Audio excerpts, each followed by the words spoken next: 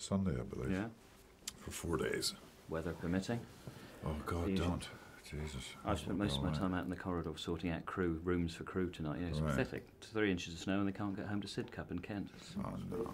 Anyway. Yeah, Kent's covered in snow. Yeah, well, it always seems to get it, but, you know, it's always wet in Belfast and Ulster, isn't it? Yeah, anyway. You know, we'd like to start these interviews, us journalists, by talking about, you know, how did you create the character and was it exciting when you finally saw the finished thing? But of course, we're 3 films in now, so presumably this is a character you've got a sense of now. You have a real feel for what makes him tick. I do. I do have a sense of Aslan, and I guess it's been reinforced by the fact that I'm a parent. I have 2 boys, 14 and 15 years of age, Irish twins. And my eldest boy, Michael, turned me onto the books when he was 9 or 10.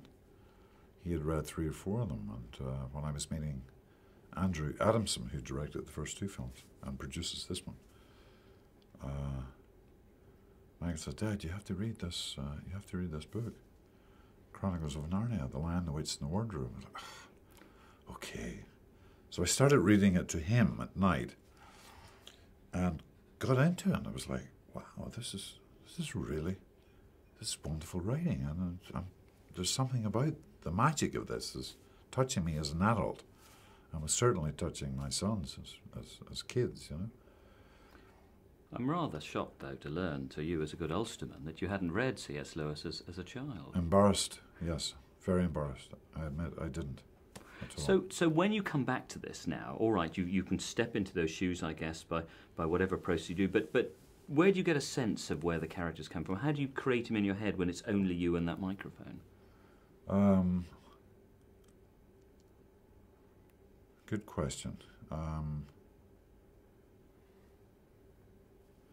Well, I think just the environs of just being in a sound booth with a microphone, a series of microphones actually, and a little camera on my mouth, is I'm aware he's a presence. I'm aware Aslan he's a guardian angel. He's a mentor, and I've played a few mentors in my life on camera,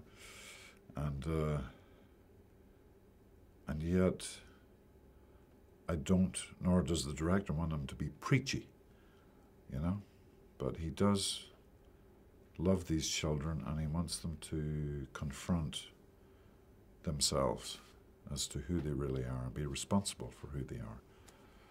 And how do I prepare for that? I don't know. I think I told you I did go to watch lions in the wild in Kenya, in Tanzania a few years ago, before taking the movies on, and I could see why they are the kings of the jungle. And C.S. Lewis picked a lion. Didn't pick a giraffe. He didn't pick an ostrich or an elephant. It was a lion. And they do have a majesty and a grace and a dignity and incredible danger. And a wisdom in their eyes that's ancient.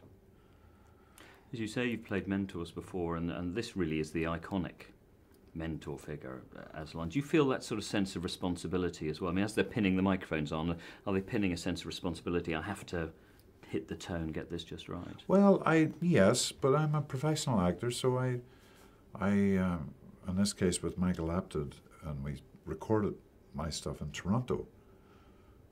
I said, "Look, Michael, I'll do whatever. You know, I know the tone of what it should be, but let's do a few takes where I just alter my voice range and see what happens, you know."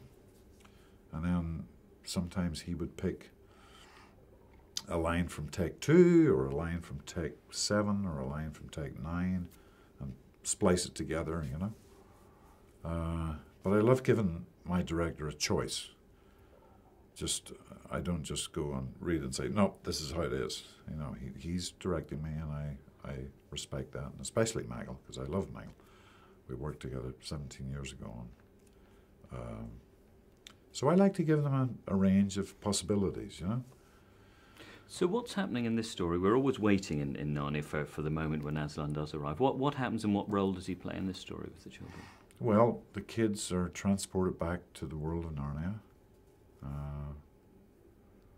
They are confronted with a series of challenges. They meet up with Prince Caspian again, who's trying to save his kingdom.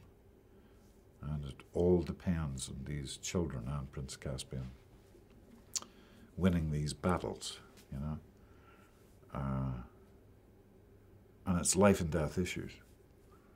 And Aslan appears and just guides them in a certain way. Just restores their faith. Let's put it that way. Well, we're glad you were there to put the main on one more time. Thank you so much. Thank you very much. Thank you, sir.